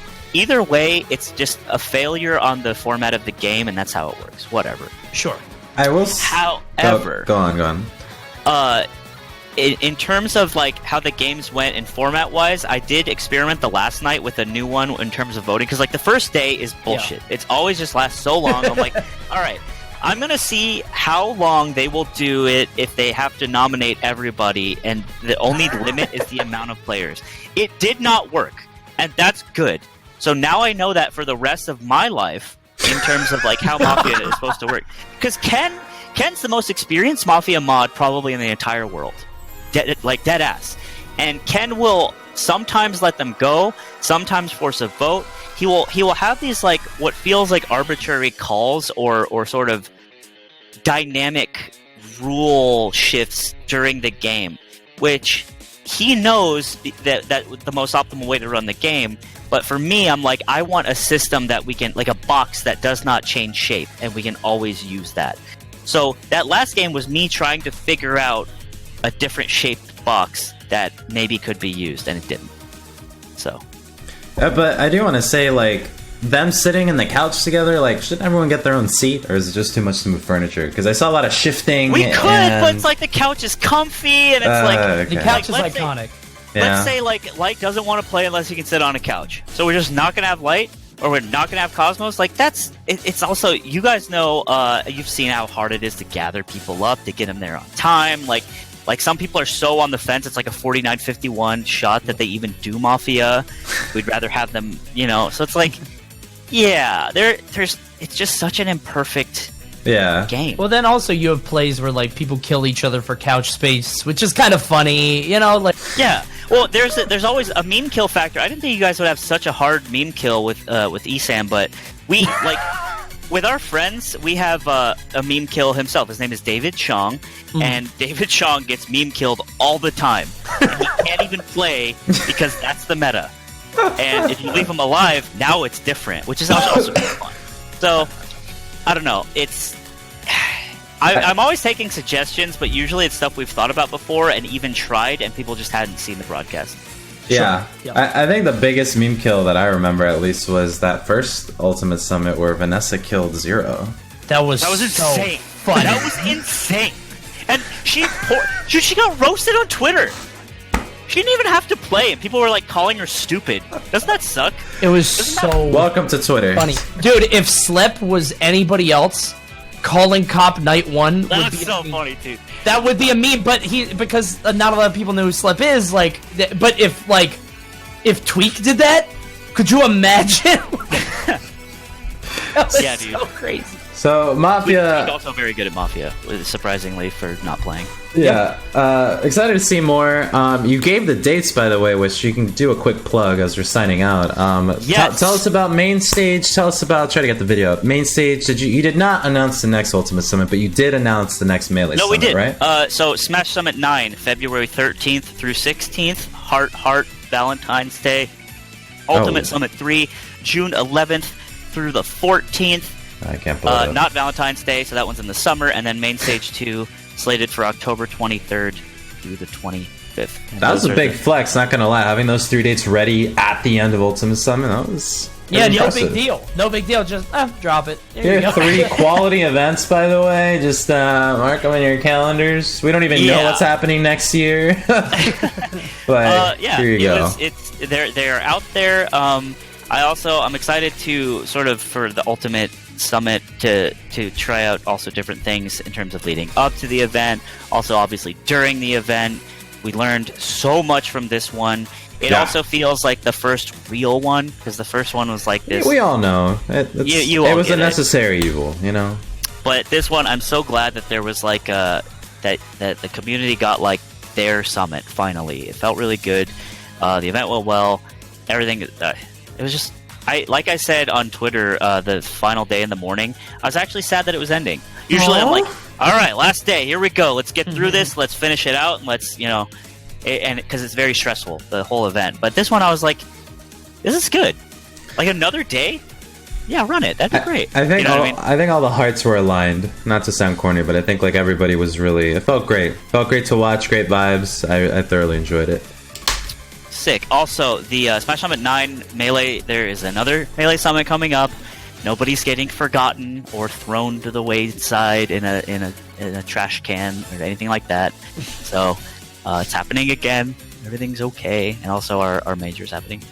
So one more question, and you sort of already touched on this and talked about it, but I'm just kind of curious. So, in terms of Smash Ultimate Summit 2, just sort of, as a post-mortem, as now it's over, I just wanted to know, sort of short, I don't want you to be here for another hour, I'm not trying to take up too much of your time, but you're fine. In terms of, would you call it a success in your eyes? Because I think we're all calling it successful, right? But like, are your metrics viewership? Is it just general public perception? Is it, just how do you think it went? Because I'm interested, because I remember there was a time where everybody said, okay, you can't do a Smash 4 Summit, you can't do an Ultimate Summit because the commentators have to carry it because nobody else has personality. And I feel like that's been pretty dispelled. Like, I feel like... Yeah, thank God, right? Yeah, the players showed up, and that meme can finally die, but I want to... Yeah, do I consider it a success? Yes. It was fun to watch. As someone who had to watch it, like, I was forced to watch and read chat for 4 days straight, which does terrible things to your mind. It's like that scene Dude, in I don't Clockwork understand Orange. why people just say Esam is bald in chat. Reaction. Hey, listen, I It's told really you. funny. It's reactions. It's really funny. He is. I don't understand. I don't get it. It's like not even. It's whatever. Impulse. It's just impulse. Go on. I've done it on commentary. It's really funny.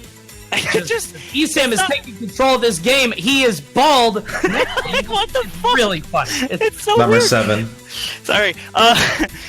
Yeah. In terms of public perception, everyone seemed to have a really good time. There was the negative feedback was nothing, terrible and sort of fracturing as sort of the event. The things that was negative, like, is very fixable and understandable and has been read and understood. In terms of, like, metrics, yeah, like, the viewership was great. Like, this is the mark of a successful event, and yeah, it's pretty cut and dry. It's also an interesting dynamic in that you can have an event that is not well liked by the public, but still, if it gets 100,000 viewers, that's technically still successful, because that's how Twitch channels make money, is by people watching it. But that's not the way we would want things to go. However, the viewership was good. Everyone seemed to have a good time. The players had a really good time, which is always really important. Yeah. Even Tweak left early because he was obviously upset about him losing, and he was like, as far as I know, he had a really good time up until that point, and it's just the way it goes sometimes. So It's real. It also, feedback, we talked to the players afterwards. The cameras turn off, and then we just all talk and hang out, and the Buzz was talking to me about, what he thought of the tournament and format-wise, and I was like, that's good feedback too, and stuff like that. So Yeah, I love that you put that money on the line, so all that, supposed, throwing could be, minimized. Yeah, that was a great idea. That was actually a fantastic idea. Because that was a 2GGC finals, kind of it's it's annoying because with Smash being so regulation not heavy, it's kind of like everyone, you can kind of tell when people are trying to do shady stuff.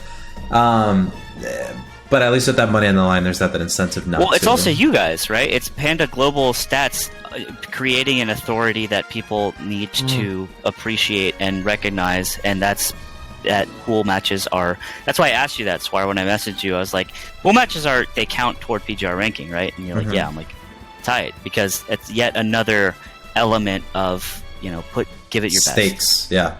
No, I definitely appreciate that. And the final thing I'd say, commending the months leading up to the event. I think partnering with the events you did and the way you did, very good. I know that Summit, listen, every event has its haters, even Genesis, all of the ones, obviously Evo. And when it comes to dates being stepped on, social media being siphoned, I think everything that was done with great intent and positive impact. So big ups to you, because I think just inviting Leo and then adding Tweak, which was a nice nod, was great, because Summit's also political, right? And so who gets in, who doesn't, everyone that got in earned it, through and through. So Art Fang all the way up to, Left and Armada, everybody did a tremendous job, and proud of the event, proud of you, and looking forward to Summit 3. Yeah, as long as everyone liked watching it. And even if they didn't, but they still watched, it's that. Still got your eyeballs. So, perfect credit music rolling around. Slime, where can we find you? Coney, same deal. We're going to go ahead and sign out. What do you got for us, Slime? _machine on Twitter. I actually think I'm going to stream soon as well, so whatever. You find me. That's on my Twitter. If you leave fast enough, we might be able to host you. That's not a good idea. Alright, Coney, what's up? You guys know. Twitter, Twitch, Coney, like the hot dog. Like the island. like the place. Yeah.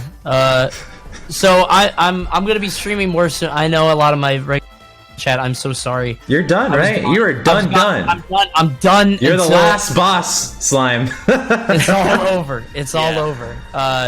Yeah, I got the baby coming in a month, and then I got 6 weeks off, and then maybe I'll go to Genesis if I get invited. That'd be great. I'd definitely go to Glitch because it's Glitch. But yeah, so I'm gonna be home a lot more, so I'm gonna be streaming a lot. If you don't watch my stream, if you want to see Smash, do not come to my stream because I don't stream Smash. But I'm gonna be streaming a lot more, so find me on there if you want to. You don't stream Smash, which is so funny. I get the most viewers playing Smash, but it's not worth it. I play online, and it makes me a worse person. Same as League. Like, I couldn't... Everybody has this idea that I'm, like, a really nice guy, you know, guy next door. If I stream myself playing League, it would shatter. I would be gone in an instant. So, none of that, no. Thank you guys for watching. One quick thing, I thought you were good at PM. Okay. Best Wario in the world, actually, you're talking to right here. He grabbed the ledge from me! Imagine doing that to an Ultimate player. I was doing stuff with Ganon that the world hadn't ever seen yet. I want you to know, so we played tossing me up with Ganondorf. I beat all of Australia, so you are now better than an entire continent. I want you to know that. Let's go. About time. Congratulations. Yeah, Australia sucks. Alright, so Slime, thank you for sticking it out with us. It's been an hour and 43 minutes. The color of your room has now slowed down to a lull dim. You started in the daylight, and now it's the nighttime. But thanks for coming. Coney, thanks for also joining us. I forgot to hit the button. I'll save it for next. Alright, I'm gonna hit it. Alright, Coney lit up, and everybody else, thank you for coming. We're just going to close that here. Bye, everybody. Tell someone you love them. We'll catch you next week with Smashcenter 43. I'll go ahead and close this out. Gentlemen, thank you for joining us. Coney, save that button next time for the moment. You know what I'm talking about. But yeah, thanks both of you. We'll see you next time, and then I'll close out the show for everybody else. We are now closing the episode. Everybody very happy to have on the show. There you have it. Smashcenter 43 getting the BTS to the BTS behind the scenes. Smash Summit 2. Very fun, very amazing. I just gotta say that for all the questions we were getting, a ton were flooding the chat, so we couldn't get to practically any of them that had to do with like the PGR and stuff, because it was more slime centered, more summit centered. But for anyone wondering, yeah, pool matches, they counted. And for anyone double wondering, Sam, sorry, Nairo, they were not sandbagging or throwing. Like, I mean, listen, like, I know that in Melee there's a little bit of a stance taken with all that, and like who's doing what, and if, you know, Axe is playing Youngling, whatever. Like, it's different in this case, mostly because of the fact that like they were definitely playing, they were definitely trying. So no more for that, no more giving air to that. But Summit, yeah, it was an A tier, 16 people, all very highly rated. For anyone wondering, I mean, like, yes, Arfang was there, right? Or anyone who placed 13th and tied. They might have gotten a game. They got a set that's cool, but they didn't outplace anybody. So if you're not really getting at anything out of that, you're not getting 13th at an A tier, because again, we measure who's outplacing who. They didn't outplace anybody. So that's that. We'll talk about it later when we get eventually lit up, when the season closes and people have all sorts of predictions and speculation. We'll be here for you. I'm ready for that. I'm really excited. But for everyone else, thank you for tuning in. Twitch, YouTube, gonna be on, of course, Spotify and iTunes. You can catch the podcast there, listening to it on your phone, on your computer, on your tablet, whatever it is that you listen to. So yeah, we're done. Go ahead, tell someone you love them, like I always say. And 44 will be next time. I think I have a guest for that as well. It couldn't come this week, and Slime was already confirmed, so we opted for him. He was technically in the graphic. He did make BTS. Give him some slack. But great to have him. Great to have everybody else join up, and that'll be it. So see you next time, and goodbye.